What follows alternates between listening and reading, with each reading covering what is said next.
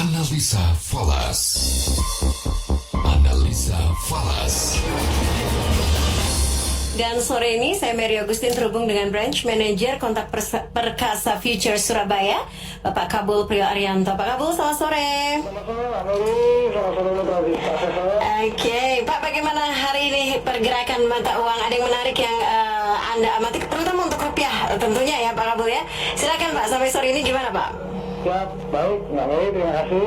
Jadi kalau kita analisa perdagangan nilai tukar rupiah pada hari ini, rupiah masih berada di bawah tekanan, Mbak ya. 14.400 bergerak sampai di kisaran 14.500. Kalau kita lihat beberapa sentimen yang masih mempengaruhi nilai pergerakan valuta uang rupiah ataupun yang lain.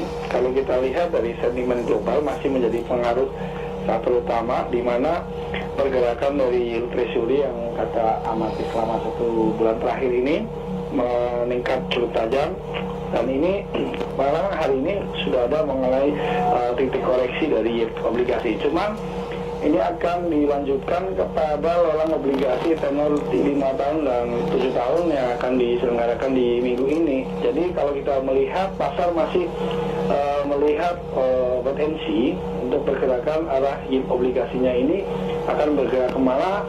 Kalau kita lihat di dalam 3 hari terakhir dari Senin, Selasa, sama Rabu ini, Gubernur The Fed masih akan melanjutkan rapat mengenai pembahasan program lanjutan dari stimulus, kemudian tingkat suku bunga, dan kenaikan yield obligasi yang sangat tinggi sekali. Seperti itu, Mbak.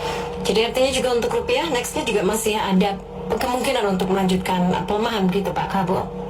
Dari faktor eksternal kalau kita amati bersama, rupiah masih berada di tekanan seperti itu.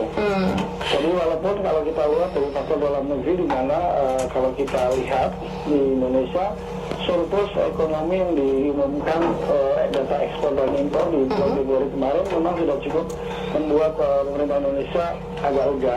Tapi di sini masih juga terlihat karena di seluruh negara emergensi pergerakan nilai tukar mata uangnya cenderung anjlok semuanya, Mbak, seperti itu. Baik, hard currency Pak Kabul mungkin juga perlu kita lihat satu-satu atau beberapa yang menarik menurut Anda Pak Kabul, silakan.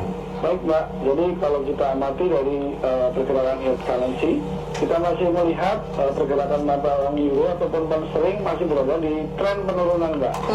Nah, ini yang terjadi karena kita masih melihat dari sentimen pasar yang masih memasuki fase perdagangan technical correction. Kalau kita lihat, ditambah sentimen yang baru-baru ini kita lihat yaitu mengenai perdagangan dari kejatuhan mata uang lira yang ada di Turki.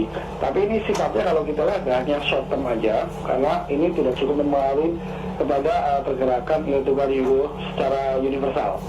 Nah, kalau yang kita amati bersama dari sini lebih cenderung ini mengenai faktor The Fed. Faktor The Fed di antara Senin, Selasa, Rabu ini, di mana kalau hari ini akan ada kelanjutan dari Menteri Keuangan Janet Yellen yang akan berbicara dengan Gubernur The Fed mengenai perkembangan dari percepatan laju pertumbuhan ekonomi Amerika, yang dimana kalau kita lihat harapan dari komentar bawah ini diharapkan akan bersama dengan Gubernur Presiden Bank Sentral Eropa Christine Lagarde. Jadi dari situ diharapkan tentang peningkatan pembelian obligasi, di mana akan ditengarai hampir setengahnya selama pekan lalu. Ini akan ditimbulkan ke efek positif yang akan memacu pertumbuhan mata uang US dollar.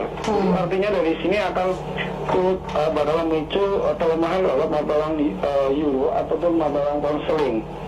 Kemudian kalau kita lihat dari sisi percepatan vaksin yang dijalankan di Eropa sama di Inggris, ini akan sedikit terpatahkan karena ada faktor lockdown di beberapa wilayah yang ada di situ seiring dengan munculnya virus-virus varian baru. Jadi dari sini kalau kita lihat masih kecenderungan pasar melihatnya kepada yang namanya faktor potensi dengan sedikit pelemahan yang akan terjadi di mata uang euro ataupun di mata uang pound sterling, Mbak, seperti itu. Baik, sementara ini terdampak juga kepada emas seperti apa Pak Kabul?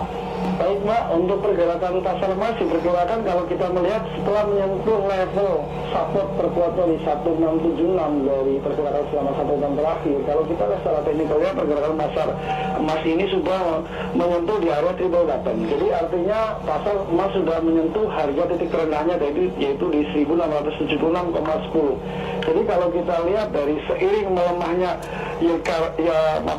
melemahnya obligasi di hari ini sampai dari kenaikan 1,730 kemarin, di mana hari ini sudah terjadi pelemahan yield obligasi telah 10 tahun Amerika 1,653 saat sekarang ini cukup membuat para investor pasar emas lega.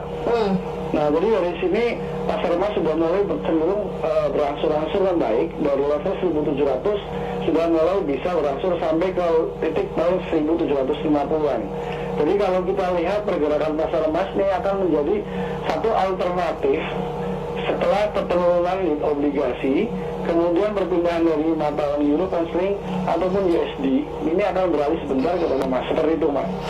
Oke, Pak Kabu. Baik, terima kasih banyak Pak untuk reviewnya sore hari ini. Selamat lanjutkan aktivitas Pak Kabu. Sukses selalu, Pak Kabu. Sukses juga selalu untuk Kontak Perkasa Future Surabaya. Mitra bisnis demikian branch manajernya Kabul Priyo Arianto.